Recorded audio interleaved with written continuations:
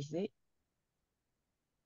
Voilà, je vous laisse la parole, monsieur Hamon. Eh ben, merci. Bon, je crois que maintenant j'ai accès. Ok, je vais partager tout de suite mon écran. J'ai quelques diapos pour illustrer le propos. Voilà, donc ici, là, donc moi, voilà, je suis chercheur, je travaille en biologie végétale, plutôt développement des plantes, en effet, sur la question de la robustesse quand on élargit un peu, quand on sort du labo. Alors, je démarre avec cette photo qui illustre le monde dans lequel on est, où c'est pas forcément aussi balnéaire que ça, mais c'est surtout pour l'idée que on pense que le monde est stable et qu'il n'y a que quelques fluctuations, c'est les vagues sur la mer.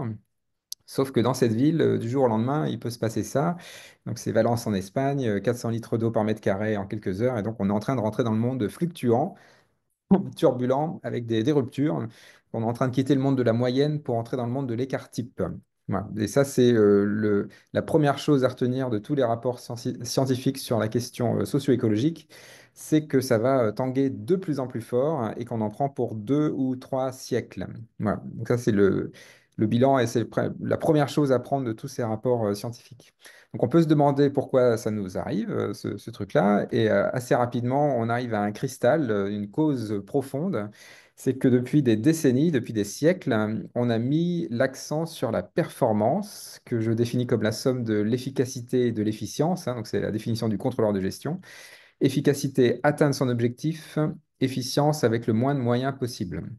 Eh ben, cette rationalité de la performance, on la voit partout, à toutes les échelles, hein, donc dans de l'électronique, dans un lotissement. Et en fait, qu'est-ce que ça crée ça? Eh bien, ça crée un monde qui est suroptimisé et qui devient extrêmement fragile parce qu'il est très monolithique et très canalisé. Alors, il y a des exemples, hein. Donc, par exemple, ici, un méga feu dans les Landes en 2022. On voit des arbres calcinés, mais surtout, on voit des arbres alignés parce qu'on a voulu optimiser la récolte du bois. Et ben ça, c'est des autoroutes pour le feu. Donc, en fait, on a optimisé une fonction, mais on a fragilisé toutes les autres. Et donc, ce monde suroptimisé, on le voit et ça commence à craquer de tous les côtés, hein. La pénurie de moutarde parce qu'il y a une sécheresse au Canada, voilà, CrowdStrike l'été dernier, etc. Donc, en fait, on est dans un monde qui craque de tous les côtés parce qu'il a mis l'accent sur la performance, sans aveuglément, j'ai envie de dire. Et donc, en fait, il y a d'autres choses qui arrivent, hein, c'est que cette performance en fait, attire encore plus de performance. Et donc, c'est un peu comme dans une course aux armements. Donc, la course aux armements entre les USA et l'URSS, par exemple. Bah, cette course aux armements, c'est la même chose avec la performance. Plus on est performant, plus on a peur de ne pas être assez performant et on pousse à la performance. Donc, cette course aux armements, elle est très générale, hein, et donc, c'est la même chose entre les USA et l'URSS. Bah, c'est la même course aux armements entre un agriculteur et les plantes invasives ou les pathogènes. On va augmenter le nombre de pesticides, d'herbicides. Ça va rendre les espèces invasives plus en plus résistantes et on va augmenter la dose, etc. Donc, on est vraiment dans cette boucle infernale de performance. Et non, en fait, ça se résume en une équation, en 3 mots. Quand on met l'accent sur la performance, c'est toujours une performance relative qui appelle de la compétition. Et dans une compétition, ceux qui gagnent, ce sont toujours les plus violents. Donc en fait, la performance appelle la violence. Alors, c'est pas toujours un problème, hein. Par exemple, un pompier qui va au feu, pendant les 20 minutes où il est au feu, il va être dans la performance et il sera aussi dans la violence contre son corps. Donc c'est une violence qu'on comprend, qui est une période de violence. Mais après, il va se reposer. Le problème, c'est quand on est dans une culture de la performance, on est dans une culture permanente de la violence. Et donc, c'est une violence contre les femmes, contre les plus défavorisés et contre les écosystèmes. Et donc, je reboucle, notre monde fluctuant, notre monde turbulent, eh ben, c'est le produit de notre performance. On a déclaré une guerre à la vie sur Terre. Et donc, notre performance crée un burn-out planétaire avec plein de sous-problèmes, hein, crise climatique, effondrement de la biodiversité, pollution globale, etc. Donc ça, tous ces problèmes-là, c'est le produit de notre performance. Les écosystèmes sont essorés par notre performance, ils sont épuisés par notre performance. Donc la première chose à prendre en compte, en fait, c'est que si c'est ça la cause profonde, si c'est notre tropisme pour la performance, comment on fait pour dérailler? Et en fait, même encore à plus court terme, comment on fait pour habiter ce monde qui va devenir de plus en plus fluctuant? Et donc c'est finalement, quand on réfléchit bien, la première question à se poser au XXIe siècle, comment on fait pour habiter dans un monde qui devient de plus en plus fluctuant? Et donc là, vous voyez, j'ai mis un arbre hein, parce que ce qu'il y a de chouette avec les êtres vivants, et donc les arbres en particulier, c'est qu'ils sont capables de vivre avec les fluctuations. Ça fait des millions d'années que les êtres vivants ont été sélectionnés sur la Terre pour vivre avec les fluctuations. Et donc c'est là qu'il y a une belle leçon à prendre du vivant, c'est qu'ils sont capables de vivre avec les fluctuations. Et donc comment font-ils? Est-ce que ça pourrait nous éclairer, nous, les sociétés humaines, qui allons vivre ces fluctuations? Alors, la première chose qu'on voit en regardant les êtres vivants, c'est que quand ça commence à tanguer très fort, quand il commence à y avoir des pénuries chroniques de ressources, des instabilités, les êtres vivants multiplient les coopérations. Donc, ils font de moins en moins de compétition et de plus en plus de coopération. Donc, typiquement, ce sont les symbioses. Et les symbioses, c'est ce qu'on voit, c'est ce qu'il y a le plus sur Terre, hein. La plupart des écosystèmes, des êtres vivants font partie de symbiose. Bah, notre corps humain, par exemple, on trimballe entre 1,5 et 2 kilos de bactéries tous les jours, hein. Donc on est bien dans une forme de symbiose permanente parce que nous-mêmes, nous sommes exposés à des fluctuations. Donc là, vous avez l'exemple que vous connaissez bien dans le sol hein, de la symbiose entre les plantes et les champignons. Et donc ici, vous avez un réseau un sol forestier japonais. Les points rouges, c'est des plantes, les points jaunes et bleus, c'est des espèces de champignons différents. Donc c'est tout un réseau d'interactions extrêmement dense. Donc c'est comme ça que les êtres vivants répondent aux fluctuations, c'est en multipliant les interactions. Et donc nous aussi, société humaine, quand on regarde les collectifs de citoyens qui sont déjà soumis à des fortes fluctuations, eh ben, ils stimulent aussi leur coopération territoriale. Donc c'est les SCOP, c'est les conventions citoyennes, c'est la recherche participative, c'est l'habitat partagé. Donc c'est que des systèmes de coopération locale ancrés dans le territoire.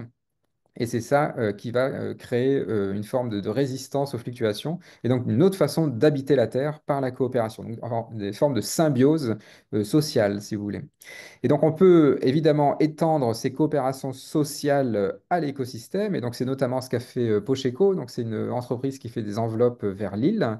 Et donc, eux, ils ont développé leur coopération non seulement avec les humains du territoire et de leur entreprise, mais aussi avec les non-humains de leur territoire. Et donc, notamment en développant la biodiversité cultivée sur leur foncier, alors que ce n'est pas une entreprise agricole, hein.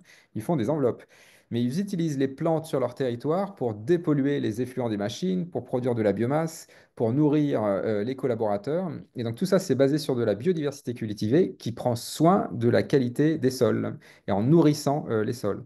Et donc c'est là où on se rend compte que de nourrir la biodiversité cultivée sur son territoire va participer à la qualité économique finalement de l'activité. Et donc là, j'ai mis Econic parce que ça, c'est une start-up qui utilise des plantes pour dépolluer les sols.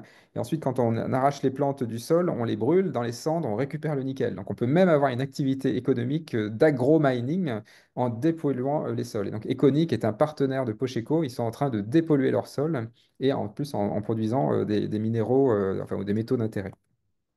Bon, ça c'est la première étape du vivant, c'est que quand on fluctue, on coopère et donc on coopère avec son sol. Donc ça c'est la première chose. Mais c'est peut-être un peu juste. Pourquoi ça marche chez les êtres vivants? Donc, je repose ma question. Ok, donc on va faire des interactions, on va faire des coopérations avec la biodiversité cultivée, très bien. Mais pourquoi ça marche? Chez les êtres vivants, qu'est-ce qui fait que ces coopérations permettent de résister au monde fluctuant, de vivre avec les fluctuations? Alors, ça tient en un mot, et ce mot, c'est la robustesse.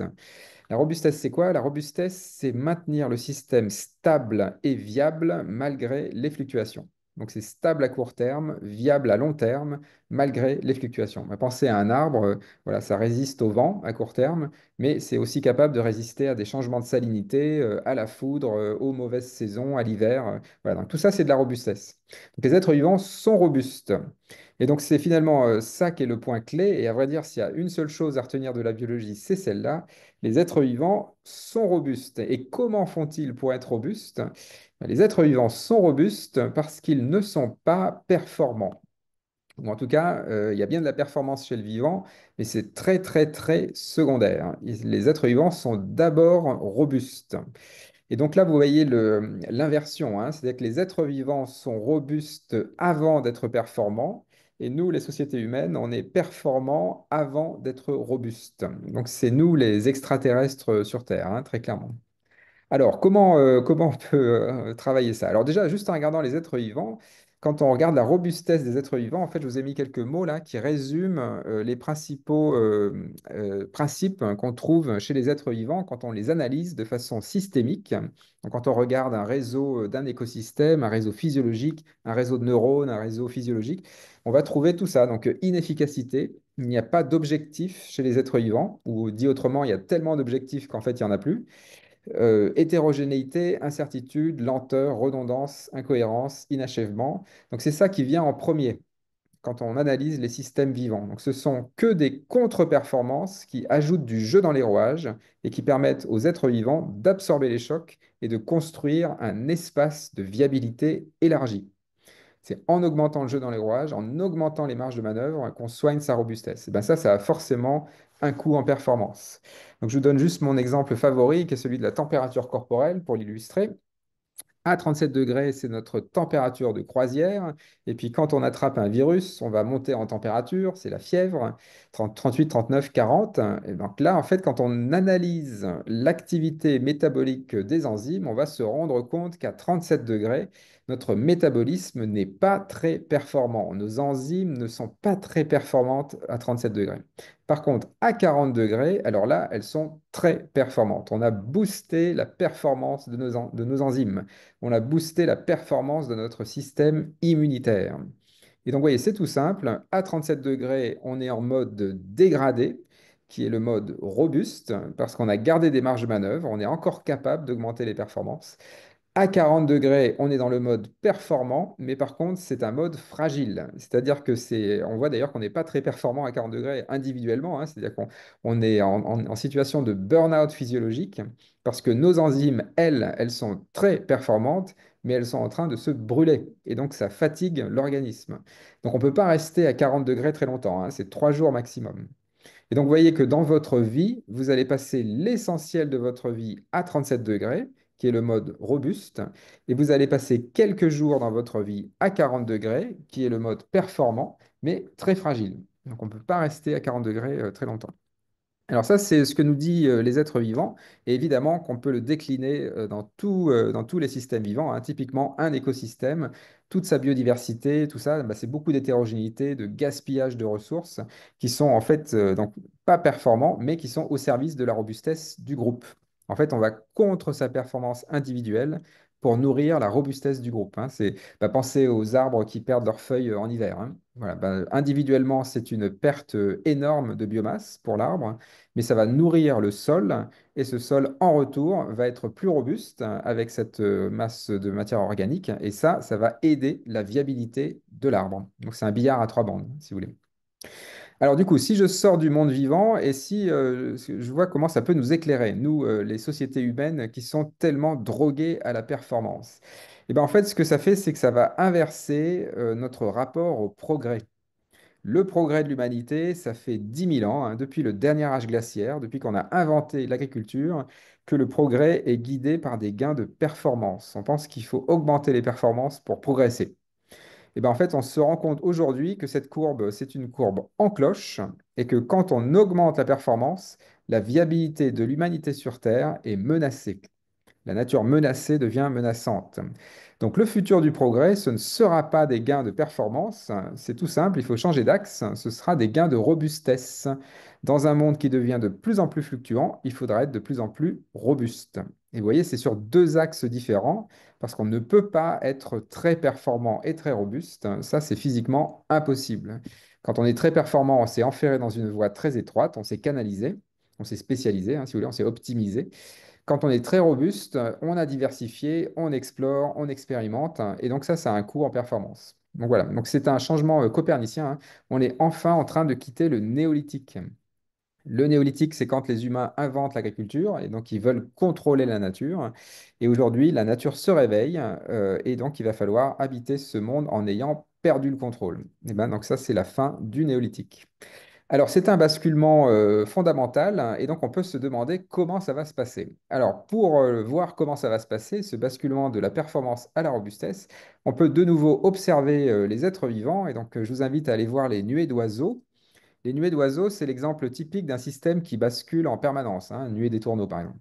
Bah ça, c'est un système qui bascule. Et comment fait-il pour basculer? Alors, c'est très simple, hein. Ce sont toujours les oiseaux à la périphérie du groupe, hein, qui guident le groupe. Parce que les oiseaux à la périphérie du groupe, ce sont eux qui sont exposés aux fluctuations du monde. Et donc, c'est eux qui voient en premier le prédateur, l'autre nuée d'oiseaux, et donc ils vont se synchroniser à la périphérie. Et puis, ils vont contaminer le cœur. Donc, en fait, c'est la périphérie qui est d'abord exposée aux fluctuations, qui les voit, qui réagit et qui contamine le cœur du système. Et ensuite, le système finit par basculer.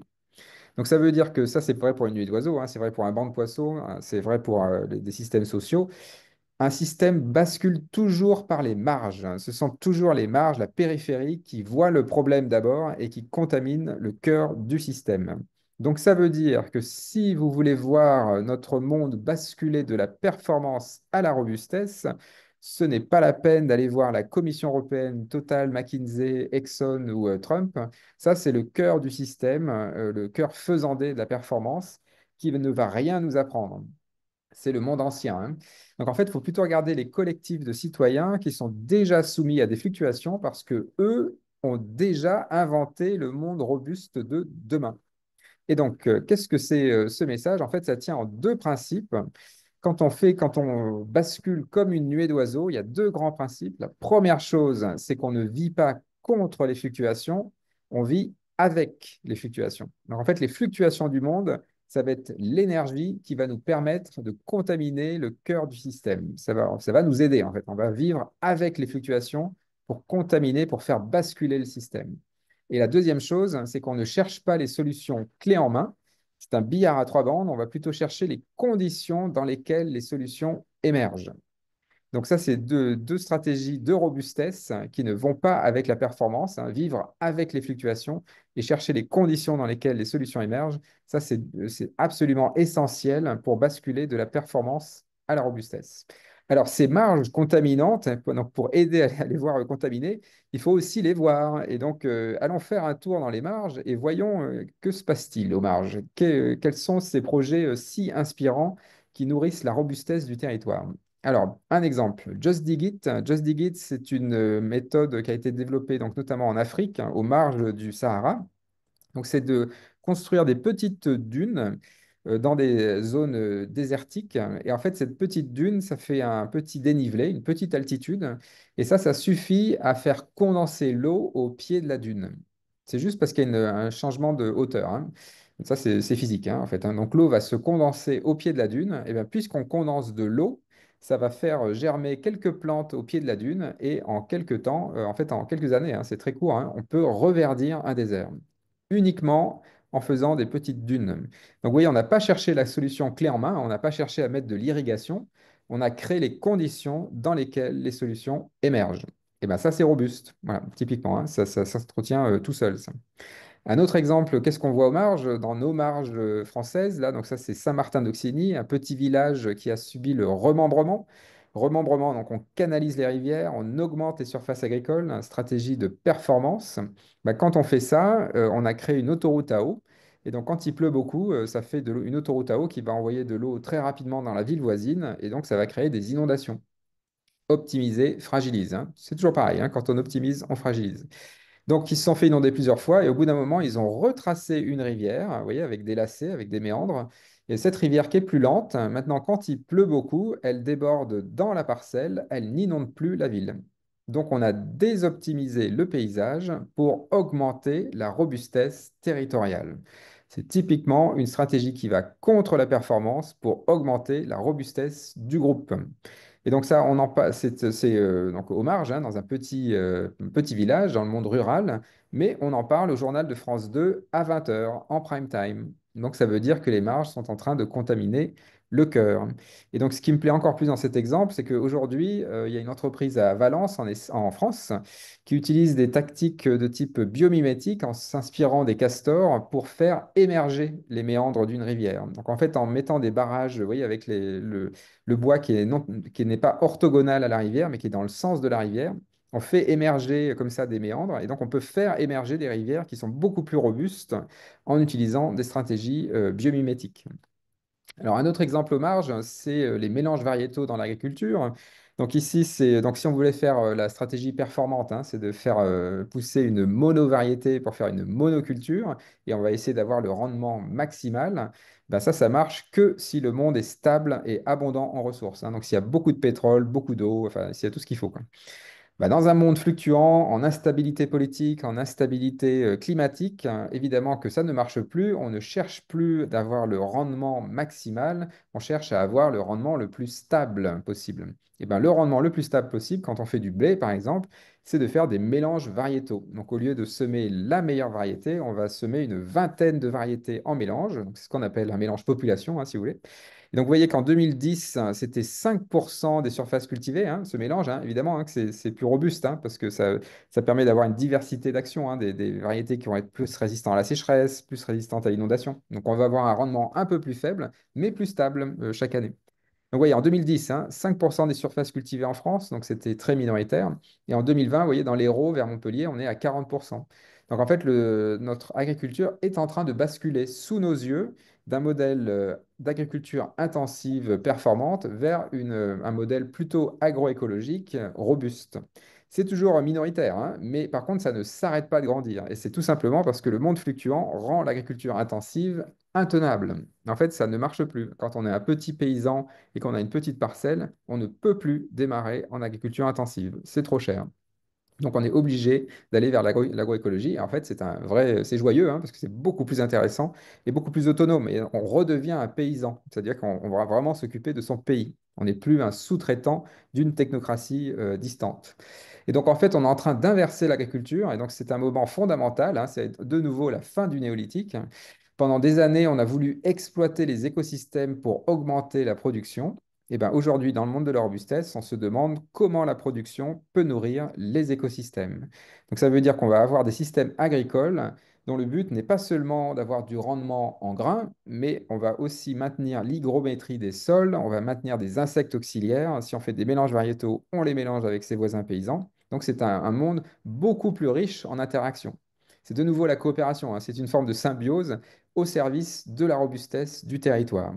Et donc c'est un monde très joyeux et c'est un monde qui est en augmentation permanente, hein. Les surfaces agricoles en agroécologie en Europe, elles augmentent chaque année depuis 20 ans. Donc il ne faut pas se laisser avoir par la sémantique de la crise du bio, hein. Il y a une crise du bio en ce moment.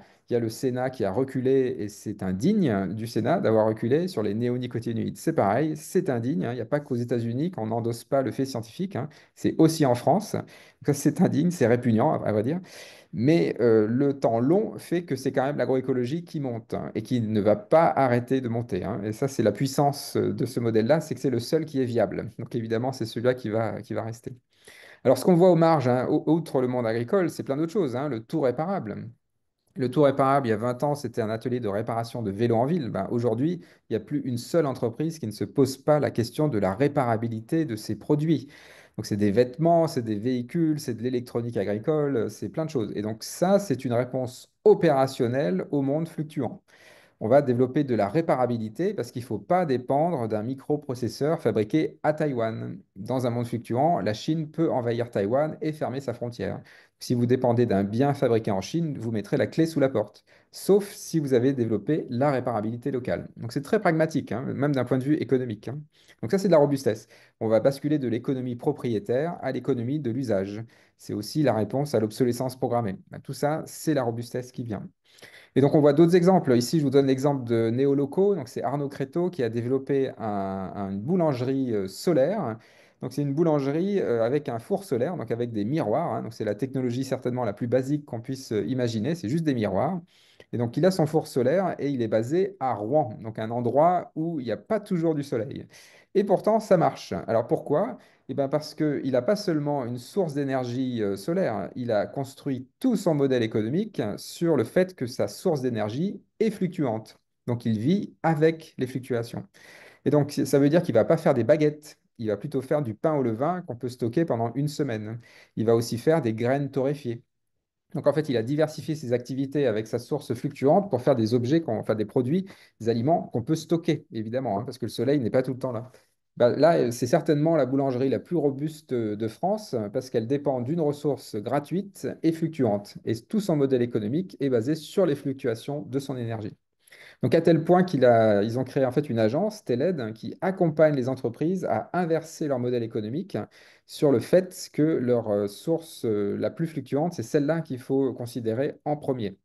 Et donc, ils sont en train de travailler avec des grandes entreprises, hein, notamment pour inverser leur modèle économique, pour vivre avec les fluctuations. Donc, vous voyez, on est vraiment dans un moment incroyable, extraordinaire d'inversion du modèle économique, social, agricole, culturel. Et donc, ça inverse plein de choses, donc notamment ce que c'est qu'un ingénieur. Un ingénieur, pendant très longtemps, c'était quelqu'un à qui on demandait de faire des incréments de performance via des délégations techniques distantes. Et ben, aujourd'hui, un ingénieur, une ingénieure, ce n'est plus ça, c'est quelqu'un à qui on va demander de développer des solutions robustes. Donc, typiquement, un ingénieur agronome, on va lui demander de développer des solutions robustes. Alors, c'est quoi des solutions robustes? C'est de la technodiversité. Donc, il ne faut pas développer la solution la plus performante, mais au contraire, développer un plan A, un plan B, un plan C, un plan D. Il faut que ce soit que des solutions robustes. Et en plus, il faut viser l'autonomie technique des citoyens. Donc, il faut que les solutions soient réparables, adaptables, évoluables par les citoyens dans le territoire. Ça peut être avec une entreprise locale, avec une asso locale, mais il faut absolument pas que ça dépende d'une technocratie distante. Donc, vous voyez, c'est un basculement et donc c'est une réponse un peu à ce que on entend là, hein, tous ces élèves ingénieurs qui désertent les écoles d'ingénieurs. Il faut leur dire ça en fait, hein. On a besoin d'eux, hein, on a besoin d'eux, mais c'est juste leur métier qui va changer. On va leur demander de développer des solutions robustes. Et cette diapo, ça me permet aussi de déminer le hold-up du XXe siècle. Au XXe siècle, on nous a fait croire que le monde de la performance était technophile. Alors, c'est le contraire, hein. Le monde de la performance est profondément technophobe. Parce que dans le monde de la performance, quand on fait des technologies très performantes, elles écrasent les technologies plus anciennes. Et bien ça, c'est technophobe. Et en plus, à chaque fois, on éloigne les citoyens de la technologie. Ils n'ont plus du tout la main. Ce sont des technologies aliénantes. Et bien ça, c'est technophobe. C'est doublement technophobe. Dans le monde de la robustesse, s'il y a des nouvelles technologies et qu'elles sont robustes, on les garde. Mais ce n'est pas pour ça qu'on arrête des technologies plus anciennes si elles sont robustes. On va continuer de faire des maisons en terre crue. Et bien ça, c'est de la technodiversité, et donc c'est technophile. Et en plus, on veut que les citoyens mettent les mains à la pâte, donc c'est doublement technophile, hein. Donc vous ne faites pas avoir, hein, c'est le monde robuste qui est technophile, hein. Le monde de la performance est profondément technophobe. Alors voilà, donc on arrive à un moment assez simple, assez clair, à un moment copernicien d'inversion. Pendant des années, on a pensé que le monde était stable. C'était le monde du pétrole, hein, dernièrement, pour le dire. Et donc on faisait de la performance tout le temps. Et puis quand il y avait une crise, on se posait la question de la robustesse. Bah, aujourd'hui, on rentre dans le monde de la polycrise, de la permacrise. Donc on va faire de la robustesse tout le temps. Et de temps en temps, on va autoriser la performance. Donc c'était vraiment un moment copernicien. On change de monde. Et ça, c'est inéluctable, hein. Et donc, vous avez vu, c'est un mot, la robustesse, mais c'est le mot-clé pour moi. C'est celui qui va nous habiter dans le siècle qui vient. Et vous avez vu, on va vivre avec les fluctuations et on va créer les conditions dans lesquelles les solutions émergent. Donc, c'est nettement plus joyeux, nettement moins paresseux que le monde de la performance. Alors, c'est inéluctable, cette bascule, parce que le monde performant va sélectionner ceux qui sont robustes et les plus performants, ce sont les plus fragiles. Et donc, c'est ceux qui vont dégager. Le problème, c'est que si on laisse faire, il y aura beaucoup de casse parce que les performants, les ultra performants vont résister très fort. C'est encore eux qui ont le pouvoir et qui ont l'argent. Donc c'est les Trump, les Musk, les Poutine, les Netanyahou, les Erdogan. Ces gens-là, enfin des grosses entreprises aussi, hein, ces gens-là vont résister très fort, hein, et en fait ils vont faire beaucoup de casse. Donc comment on fait pour accompagner, pour devancer ce basculement vers la robustesse? Alors, premier outil, c'est faut s'éloigner des indicateurs de performance. L'indicateur de performance, c'est vraiment l'outil du monde performant, hein. C'est celui qui conduit à des burn-out, hein, très clairement. Les KPI dans l'industrie, les notes à l'école, le bachotage avant les examens, enfin, tout ça, c'est les indicateurs de performance, ça pousse à ça, hein. Donc en fait, dans le monde fluctuant, l'outil qu'on va utiliser, c'est plutôt le stress test, hein, le test de robustesse, où on prend son organisation, son association, son entreprise, et on fait fluctuer un des paramètres. Et donc là, on va voir si on est capable de résister à la fluctuation. Et donc c'est tout simplement, bah, par exemple, hein, l'année prochaine, le pétrole est 30% plus cher. Est-ce que mon organisation tient toujours le choc? l'année prochaine, il n'y a plus Internet pendant 6 mois. Est-ce que ça tient toujours mon activité? Ben là, vous faites des tests de robustesse et donc quand ça marche pas, il faut augmenter les marges de manœuvre pour que ça passe. Et donc vous allez augmenter les marges de manœuvre, aller contre la performance pour nourrir la robustesse. Et donc là, vous avez un jeu qui a été développé par la métropole de Lyon qui s'appelle Tumult et qui est un jeu, en fait, un scénario pour tester la robustesse de votre entreprise. Et donc ça dit des choses quand même, quand une métropole développe un jeu de robustesse, ça dit bien qu'on est en train de rentrer dans le monde fluctuant et que donc enfin, on est en train de dérailler du culte de la performance. Alors, plein d'autres choses. Qu'est-ce qu'on peut faire pour accompagner les territoires vers aller vers la robustesse? Ben, c'est évidemment un problème d'éducation. Donc, pendant très longtemps, l'école, ça a été une école de la compétition avec des notes. Et ce qu'on célébrait à l'école, c'était la note finalement, le devoir, l'examen. Ou ce qu'on célébrait finalement, c'était d'avoir écrasé les autres, d'être le premier de la classe. Bah ça, c'est évidemment une école de la violence qui génère des burn-out entre les profs et les élèves, entre les profs et les parents d'élèves, entre les parents d'élèves et les profs. Donc, un monde violent finalement. Donc, l'école du futur, l'école au service de la robustesse, ce sont des écoles de la coopération, où on va pratiquer les écoles du dehors, donc en lien avec la nature, avec les fluctuations du monde, où on sort voilà, du monde très cadré, très contrôlé de la salle de classe. Donc ça permet de s'exposer aux fluctuations et donc de commencer à développer sa robustesse, de penser aux autres, voilà, de penser plus large des classes inversées, de la pédagogie active. Donc tout ça, c'est des méthodes qui existent actuellement, qui sont dans plein de méthodes pédagogiques alternatives et qui sont des écoles de la coopération. Et finalement, c'est la première chose à faire, ça. En fait, dans le monde qui vient, on va surtout avoir besoin de coopérateurs. Et donc, il faut être formé à la coopération. Parce que la coopération, c'est difficile. Ça demande des pratiques, un changement culturel, d'être exposé à des traditions différentes, d'être exposé à des conflits, de savoir résoudre des conflits. Ben, tout ça, ça demande une vraie pratique. Et donc, c'est les écoles de la coopération. C'est certainement une des choses les premières à mettre en place dans le monde robuste qui vient. Autre chose, une autre clé, ça tient en deux mots, oser désobéir. Oser désobéir au culte de la performance. Et donc typiquement, je vais vous prendre l'exemple de Oé. Oé, c'est un vigneron à Lyon qui fait de la vigne, qui est un vigneron agroécologique. Donc voilà, on désobéit à l'injonction du rendement en mettant il y aura des mauvaises herbes, donc c'est des plantes pionnières dans les vignes.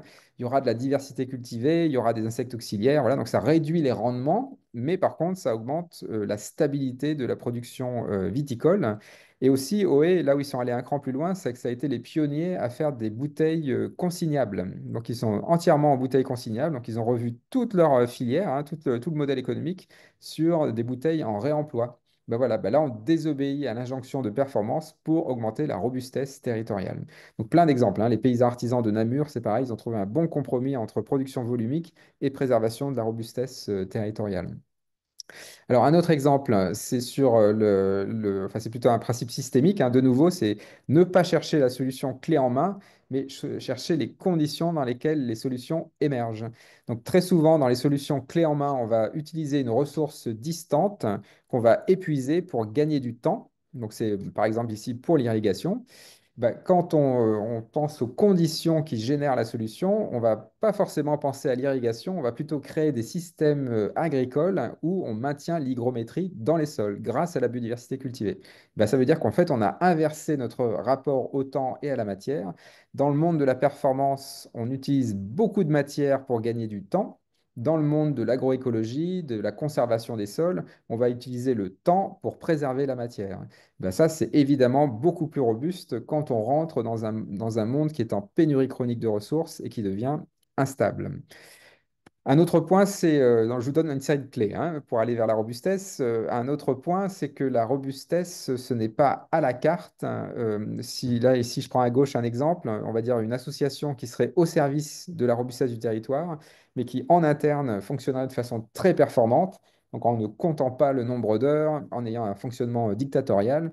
Et bien ça, c'est une organisation qui va se cramer de l'intérieur, qui va faire un burn-out et qui ne sera plus au service de la robustesse du territoire. Le maillon faible dans la chaîne de valeur, c'est toujours le maillon performant, parce qu'il est contaminant. C'est le maillon faible qui est fragile et qui va casser toute la chaîne de valeur. Donc si on veut être robuste, il faut être robuste en interne et en externe. Donc c'est comme des poupées russes. Notre première robustesse, c'est notre santé individuelle. Notre santé individuelle, elle est au service de la robustesse de nos proches. Cette robustesse, elle est au service de la robustesse du collectif, qui est au service de la robustesse du territoire, qui est au service de la robustesse des autres territoires. Et donc c'est vraiment, voilà, comme ça, on a de la robustesse à l'intérieur et à l'extérieur. Donc on ne maintient pas que sa stabilité personnelle, on est aussi au service de la viabilité des autres, qui en retour vont maintenir notre robustesse. Et donc ça, on peut appeler ça la santé commune. La santé commune, en fait, c'est quand on inverse cette pyramide. Dans le monde de la performance, on pense que la fondation de tout projet, c'est la fondation économique.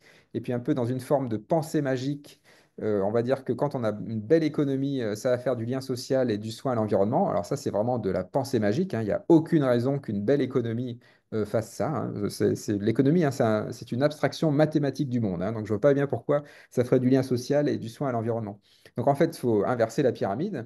Pour faire de la robustesse, il faut d'abord prendre soin des milieux naturels. Si on prend soin des milieux naturels, alors ça crée du lien social, parce qu'il faut le faire collectivement. S'il y a du lien social, alors ça crée des modèles économiques.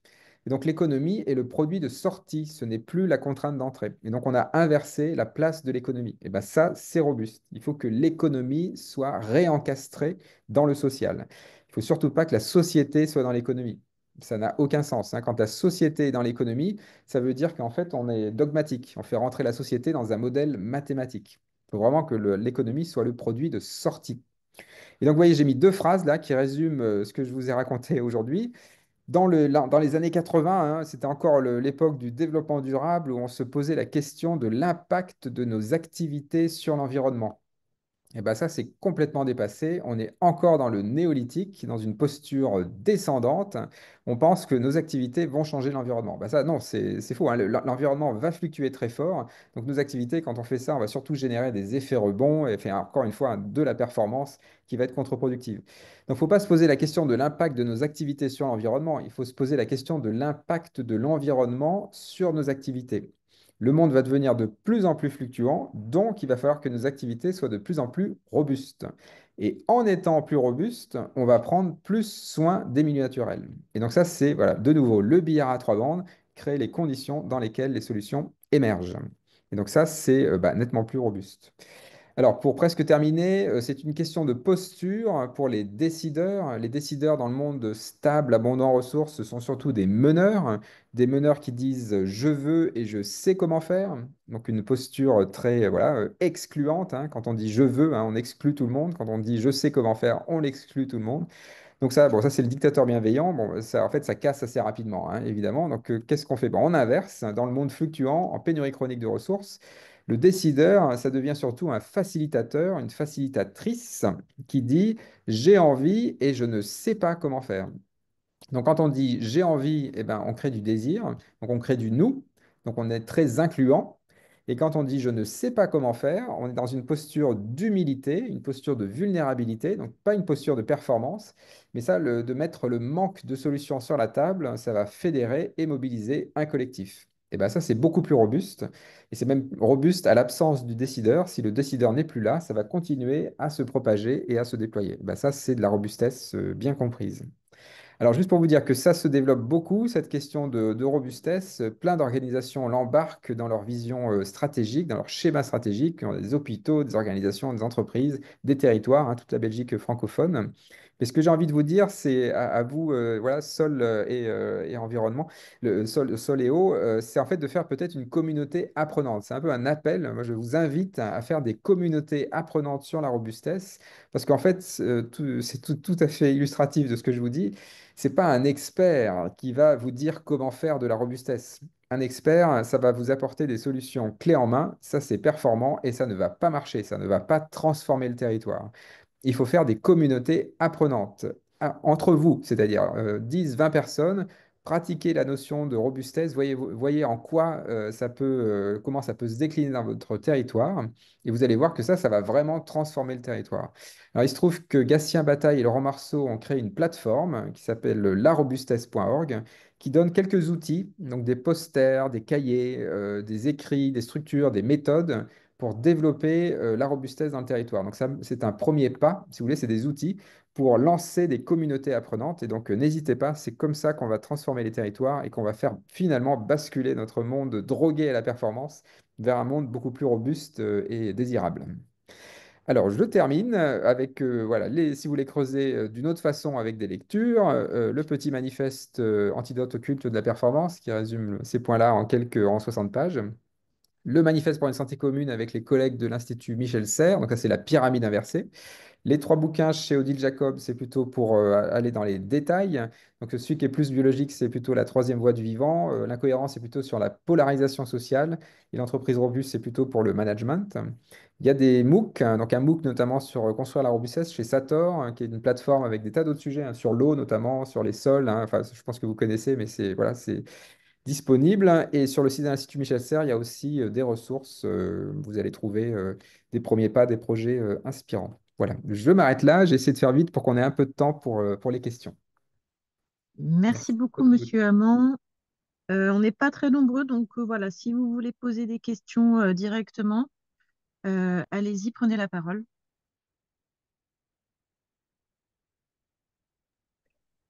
Oui, bonjour, merci pour cette intervention vraiment très claire, tellement claire qu'on se demande pourquoi la politique se fait exactement à l'inverse de ça On est et d'accord? continue de se faire à l'inverse de ça. Qu'est-ce qui coince? Enfin, Oui, bah, c'est le cœur du système. où est le problème? Ouais, où est le problème? Bah, si je prends l'éducation nationale, par exemple, l'éducation nationale, bah, il y a plein d'autres secteurs, mais l'éducation nationale, c'est pratique. Quand on est au ministère de l'Éducation nationale, ou quand on est recteur, quand on est inspecteur, quelque part, on a réussi dans le système performant. C'est que le modèle de l'école de la compétition nous a convenu. Et donc, on ne voit pas le problème. On est comme les oiseaux au milieu de la nuée, on ne voit pas les fluctuations, on ne voit pas le problème. Et donc, on ne voit pas pourquoi il faudrait changer le système, parce qu'il nous a réussi. Donc, en fait, c'est ça le problème, c'est que dans le monde politique, ceux qui sont au pouvoir, hein, c'est des gens qui ont réussi dans le système d'avant. Et donc, ils ne voient pas le problème. Ils ne sont pas exposés aux fluctuations du monde. Ils ont souvent un matelas financier ou un matelas social, hein, qui, en fait, qui ne les, bon, ils voient pas le problème. Donc, si on voulait inverser le système, il faut vraiment donner la parole hein, aux citoyens qui sont déjà exposés aux fluctuations du monde. Ben, ce qu'il y a de bien, c'est que le monde politique est en train de se ringardiser à vitesse grand V, parce que les marges qui sont dans la robustesse sont en train de s'épaissir, hein, beaucoup plus qu'avant, hein. Si je prends juste l'exemple de l'Université de la Terre, il y a 20 ans, c'était des zadistes dans un chapiteau. Aujourd'hui, l'Université de la Terre, c'est à l'UNESCO en plein centre de Paris. Il y a 10 000 personnes et la moitié, c'est des grandes entreprises. Donc en fait, les marges sont en train de contaminer le cœur à vitesse grand V, hein. Et donc aujourd'hui, par exemple, qui écoute ce qui se passe au Parlement? Voilà, on a 600 députés qui ont été formés à la compétition, qui sont incapables de faire des coalitions.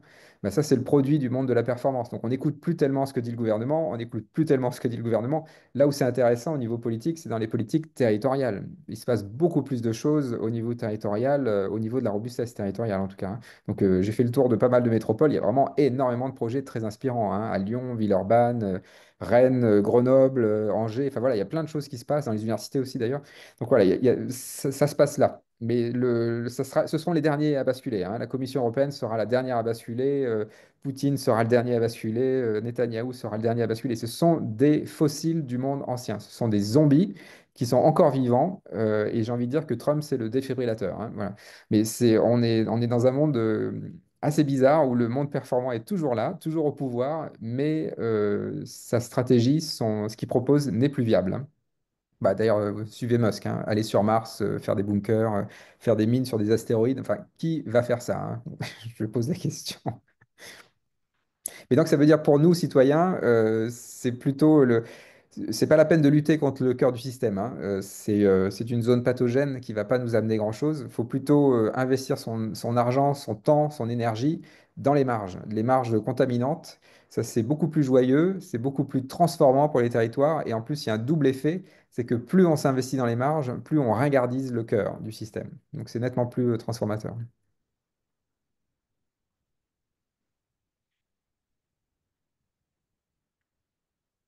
Donc, sauf si quelqu'un veut prendre la parole. Du coup, j'ai une autre question un peu en parallèle de ça. Donc, je suis prof d'agronomie auprès de BTS axes donc, qui vont s'installer en agriculture, et ben, je voudrais savoir comment dire, convaincre mes étudiants qui, eux, sont plutôt dans les marges, parce que dans les fluctuations, alors, je pense qu'ils les subissent vraiment de plein fouet, Mm. mais du coup, ils se raccrochent, entre guillemets, au cœur, si je vous comprends bien, euh, pensant que c'est là qu'est la planche de salut, quoi.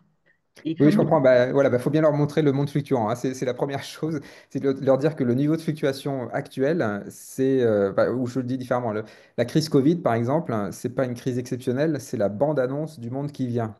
Donc ça veut dire que dans un monde qui devient de plus en plus fluctuant, faut se creuser un peu plus la tête et se dire, mais comment on fait si les fluctuations continuent d'augmenter? Et donc c'est pas un si, hein, tous les scientifiques sont d'accord pour dire que ça va se passer, ça va fluctuer de plus en plus à l'avenir. Donc il ne faut pas se rattacher au cœur du système parce que c'est un cœur qui dépend d'un pétrole abondant et pas cher. Donc c'est complètement dépassé. Il faut simplement leur parler du monde fluctuant et leur dire que les fluctuations vont augmenter de plus en plus. Comment ils développent leur autonomie territoriale? Bah, une autonomie territoriale, c'est une autonomie active où on fait de la robustesse. Donc, il faut rendre les parcelles autonomes. Il faut qu'elles dépendent moins du pétrole, moins de l'irrigation. Il faut que tout ça se soit fourni par le sol, par la biodiversité cultivée. Et c'est pas du survivalisme. C'est très joyeux parce que c'est une parcelle autonome, c'est une exploitation agricole autonome qui discute beaucoup avec ses voisines. Parce que sa robustesse, c'est pas seulement sa robustesse au sein de l'exploitation agricole, c'est aussi par les interactions avec les autres. Parce qu'on apprend avec les autres par les services qu'on se met ensemble. C'est les coopératives agricoles, par exemple, où on s'échange du matériel, par exemple. Ça, c'est de la robustesse, parce qu'on va les réparer ensemble. On va pouvoir avoir accès à une plus grande diversité de machines, etc. Bah, tout ça, ça, c'est de la robustesse. Et donc, en fait, ça existe déjà, hein. Il y a du dégel à robuste dans le monde agricole, hein. Il faut juste pas se faire piéger par le monde de la performance. Le monde de la performance, c'est de basculer dans l'agriculture de précision, qui va dépendre de l'intelligence artificielle, des drones, d'une technocratie des pesticides qui va dire que voilà, on va juste mettre la dose qu'il faut, mais en fait, ça va générer des effets rebonds. Donc, pas se faire piéger par ça. Ça ne veut pas dire qu'il n'y aura pas de numérique du tout dans les exploitations agricoles, mais il faut absolument d'abord que la robustesse ne dépende pas de l'électronique, ne dépende pas de l'intelligence artificielle, ne dépende pas du numérique. Enfin, c'est aussi bête que ça, hein. Une fluctuation, c'est d'abord une rupture électrique, une rupture numérique. Voilà, bah, si ça va arriver, hein. Donc il ne faut absolument pas que l'exploitation agricole dépende de ça fondamentalement. Il faut que ce soit un peu un gadget bonus qui nous permet voilà, de jouer un petit peu, mais il faut que ce soit à la marge, hein. La première chose à faire, c'est la robustesse territoriale sans toutes ces technos, quoi. Mais en tout cas, mon conseil, ça serait de parler du monde fluctuant d'abord, hein. Parce que très souvent, Mhm, on choisit le cœur hein, quand on n'a pas compris que le monde allait fluctuer très fort. mhm. Merci. Merci. Pardon, juste pour terminer, Caroline, c'est sur à Florac, hein, dans les Cévennes, ils ont lancé une communauté apprenante sur la robustesse. Donc voilà, une école qui forme des lycées agricoles. Donc il y a certainement des liens à faire avec eux aussi, hein. Mhm. Ça me- une Oui, je question. voulais évoquer le sujet qui m'intéresse, moi, pas mal, c'est le sentiment d'insécurité qui peut être présent, en fait, chez nos jeunes apprenants. Moi, je suis enseignant, donc pas loin de Florac, à Saint-Afrique. Mhm. Et donc, si vous voulez, en fait, on a un climat qui est très fluctuant depuis toujours, par essence, puisqu'on est à la convergence de trois climats. Et donc, les agriculteurs ont optimisé avec la brebis, notamment le roquefort et tout ça, parce que c'est quelque chose qui est robuste pour le système actuel. Mais l'insécurité économique, en fait, des exploitations reste présente. Et donc, pour des BTS comme disait Caroline ou d'autres, ben, cette insécurité, elle n'est pas facile à gérer. Donc, c'est vrai que peut-être de mettre en lien ce sentiment d'insécurité, je dirais, avec la robustesse, Bien permet de sûr. rassurer les populations auxquelles on enseigne. Et peut-être que ça peut être un Absolument. levier intéressant pour Caroline, hein, je me Oui, dis. oui, oui, absolument. Absolument. Alors, la robustesse, c'est très sécurisant, hein, c'est très rassérénant, parce que quand on fait de la robustesse, en fait, on a réenchanté le risque. En fait, pourquoi on a peur? Pourquoi on veut cette sécurité aujourd'hui? Bah, c'est parce qu'on a tellement tout suroptimisé que tout devient très fragile. Et en fait, c'est les systèmes suroptimisés qui créent des risques. C'est parce qu'on a tellement tout suroptimisé que maintenant, le moindre grain de sable, c'est la panique. Bah, typiquement, c'est notre dépendance à l'électricité ou au numérique, par exemple. Bah, ça, c'est typiquement le risque, la peur du risque, c'est le monde de la performance. Quand on est dans le monde de la performance, de l'optimisation, en fait, on crée des risques parce qu'on a tout suroptimisé. Quand on désoptimise, quand on fait de la robustesse, on réenchante le risque parce qu'on a tout construit sur le monde fluctuant. Et du coup, bah là, ça rassure beaucoup. Bah, néo-locaux, voilà, ils n'ont aucun problème, hein. Ils sont en sécurité, hein, très clairement, hein. C'est très sécurisant parce qu'ils ont construit sur les fluctuations. Et donc, si je le dis différemment, la sécurité dans le monde performant, c'est un mythe, hein. C'est construire des barrières, c'est mettre des caméras augmentées, enfin même sur l'immigration, tout ça, enfin, c'est très, très pluriel, hein. Donc, c'est une forme de sécurité qui engendre encore plus d'insécurité, hein. C'est très clairement ça, hein. Donc c'est une spirale infernale, c'est la course aux armements, hein. On construit encore plus de prisons. Les prisons, ce sont des écoles de la criminalité, hein. Donc c'est vraiment l'effet rebond typique. On va encore faire encore plus d'insécurité en construisant encore plus de prisons. Donc le monde de la sécurité dans le monde robuste, bah, on a compris que ce qui faisait la sécurité, c'était le tissu social. Et le tissu social élargi au non-humain, donc avec la biodiversité cultivée sur son territoire. Quand on a multiplié les liens avec son territoire, avec la société, bah là, ça crée un fort sentiment de sécurité. C'est la cotte de maille, en fait. On a plein d'interactions partout. Donc s'il y en a une qui saute, bah, c'est pas grave, ce sera toujours robuste. Et donc ça veut dire que pour des agriculteurs, il va absolument falloir se diversifier fortement. Donc la polyculture élevage, ça, c'est nettement plus robuste que de faire une seule production. Ça veut aussi dire des agriculteurs qui font pas que de la production, mais qui font aussi de la transformation. C'est aussi des hybridations entre les métiers. Ça veut dire que c'est des pêcheurs qui deviennent aussi des agriculteurs. Ça veut dire aussi des agriculteurs qui font d'autres métiers, qui sont aussi des réparateurs. Enfin, voilà. Donc, et c'est un métier qui va devenir beaucoup plus pluriel qu'avant et qui est nettement plus riche et beaucoup plus. Enfin, cela dit, il était déjà assez pluriel, hein. C'est plutôt l'injonction à la performance qui a réduit, hein, les agriculteurs à être des monoproducteurs, de faire un seul truc de façon très performante. Ça, c'est terminé, hein. C'est vraiment pas du tout, c'est pas du tout robuste, hein. C'est très fragile et c'est très flippant, en effet, hein, de faire un seul produit de façon massive. C'est extrêmement angoissant. Si on fait plein de choses, eh ben voilà, on sait bien qu'il y a un tiers qui va pas marcher dans l'année, mais vu que les deux tiers restants, ça marche, ben ça fait une forme de stabilité. Et donc, c'est vraiment ce message-là qu'il faut donner aux paysans. Et j'ai envie de dire que toutes les études, hein, sur l'éco-anxiété le démontrent. Les personnes les plus éco-anxieuses, ce ne sont pas les bobos parisiens, hein, ce sont les agriculteurs. Parce que ce sont eux qui sont en première ligne face aux fluctuations. C'est eux qui les voient, hein, et ils voient le monde se transformer très rapidement. Et donc, c'est les premiers à prendre en compte le monde fluctuant. Il faut juste leur donner cet outil supplémentaire, se dire que face aux fluctuations, il faut être robuste. Mais le truc le plus important, c'est que pour être robuste, il faut trouver un autre compromis avec la performance. Donc, diversifier, explorer, expérimenter, ça veut dire baisser la performance, augmenter sa robustesse. Je fais un plaidoyer, hein, mais c'est quand même basé sur du fait scientifique. Bon, je mettais en lien en fait les deux bibliographies en fait qui me semblent pertinentes sur le sujet du risque et par rapport au danger, Ouais. notamment. Ah oui, oui, oui, Société du risque, oui, bien sûr. En fait, ce que je vous raconte sur Robustesse Performance, hein, c'est très bien connu dans le monde de la cybernétique, dans le monde systémique, en sciences physiques, c'est très bien connu, en finance aussi, enfin, c'est incroyable, hein, c'est le compromis performance-robustesse, c'est très très bien connu. Ce qui est incroyable, hein, c'est que c'est toujours pas appliqué. Toute la théorie est là, et le vivant permet de l'incarner tout le temps. Donc maintenant, il n'y a vraiment plus qu'à monter en échelle, hein. C'est le moment ou jamais. Et encore une fois, c'est nettement plus joyeux que le monde de la performance, hein. Le monde de la performance, c'est le monde de l'autoroute, hein. Ah oui, Laurent pose une question, je ne l'ai pas, j'ai pas lu, hein. Euh, ouais, La question de Laurent, c'était parfois on peut dire ouais. l'adaptabilité présentée comme un indicateur de performance mesurable. Est-ce un biais de langage ou un moyen de faire évoluer les acteurs économiques?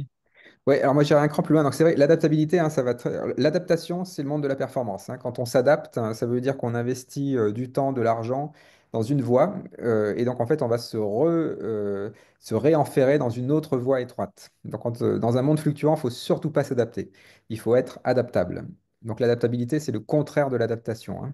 L'adaptation, ça veut dire qu'on fait qu'une seule voie. Être adaptable, ça veut dire qu'on laisse plein de voies ouvertes. Et donc, en effet, l'adaptabilité, on pourrait la mesurer. Alors, le risque, c'est d'avoir des indicateurs d'adaptabilité, parce que l'indicateur, ça fait l'hypothèse du monde stable. Et donc, ce que j'ai envie de dire, si on veut jouer, hein, sur les mots, c'est que s'il faut remplir un tableur Excel avec des indicateurs, eh ben, allons-y. Mais alors, dans le monde de la performance, on remplissait nos tableurs Excel avec des moyennes dans les cases. Ben, dans le monde fluctuant, dans le monde de la robustesse, on ne va pas remplir les moyennes, on va remplir les écarts types. parce que c'est ça qui va nous intéresser. C'est comment fluctue chaque paramètre de l'organisation. Et ce qui va nous intéresser le plus, ce sont les paramètres qui fluctuent le plus. Donc, c'est ceux qui ont les plus grands écarts types. C'est ceux-là qui vont nous intéresser. Et donc, c'est aussi un indicateur. Et donc, l'adaptabilité, l'indicateur d'adaptabilité, ce serait plutôt ça. C'est en fait de faire attention à l'écart type et un peu d'oublier la moyenne. La moyenne, en fait, c'est complètement secondaire dans un monde fluctuant. C'est d'abord les valeurs aberrantes et les écarts types. Donc, c'est une moyen, hein, c'est un moyen de garder la sémantique de l'indicateur, mais en le rendant dynamique. Voilà.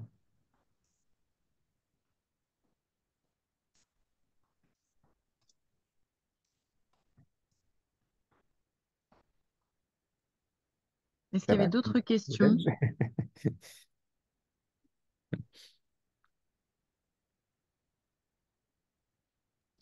A priori, non.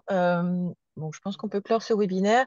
Merci beaucoup pour votre intervention, Monsieur Hamon. Donc, moi, j'ai bien noté les différents messages que vous essayez de faire passer. On va les reprendre et essayer de les travailler avec un petit collectif d'enseignants dans le cadre du projet pour voir un Super. peu comment on peut mettre ça en résonance. Donc, sur la thématique sol et changement climatique, mais voilà, comment ils peuvent essayer de mettre ça en résonance avec leurs apprenants.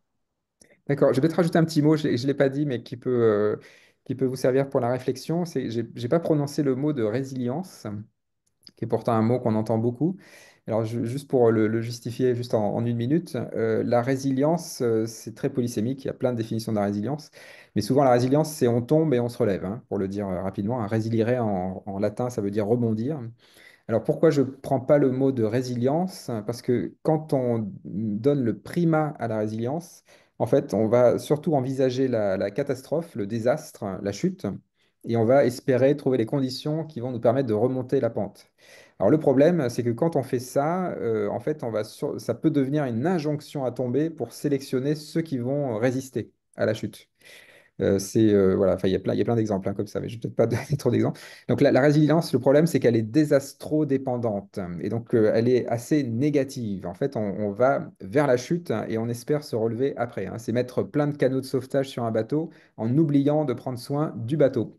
Donc c'est pour ça que je parle de robustesse, hein, parce que la robustesse, c'est vraiment prendre soin du bateau, augmenter les marges de manœuvre, prendre suffisamment de jeu dans les rouages pour que quand il y a des fluctuations, qu'elles soient plus ou moins fortes, on soit capable de les passer. Et là, on va pouvoir remonter la pente. Si je le dis différemment, la robustesse, c'est un préalable pour que, une fois qu'on est robuste, alors oui, on aura peut-être certaines trajectoires qui seront résilientes. Il faut donner le primat à la robustesse pour pouvoir être résilient. Si on commence par la résilience, on va tomber et on n'est pas sûr de se relever. Donc, il faut commencer par la robustesse. Voilà. Bon, et Catherine, avec ça, pardon, ah, ouais. pardon, ouais, non, je me permettais juste de signaler, puisque tu avais parlé de nous, Olivier, je suis de Florac, du Ah ben campus, voilà, donc parfait. on avait reçu deux fois Gatien et Laurent. Donc j'étais juste, s'il y avait envie d'échange pour la suite, Catherine et Caroline, j'y pensais, nous, ça nous donne des pistes aussi pour la formation des enseignants et des élèves. Donc voilà, c'est avec plaisir. On a vécu la formation, donc on n'est pas expert, mais on connaît un peu les outils, ça donne des idées. Et merci, Olivier, pour le. Bah, merci, parfait. Le relais est pris comme ça. C'est parfait. Voilà, et si vous voulez, je vous ferai un retour des travaux qu'on aura pu faire Mhm, super. avec, avec Yes. ça. Eh ben, merci beaucoup. Je vous souhaite une bonne Merci journée. beaucoup. Très bonne journée. À bientôt. Merci, Au revoir. au revoir. Au revoir.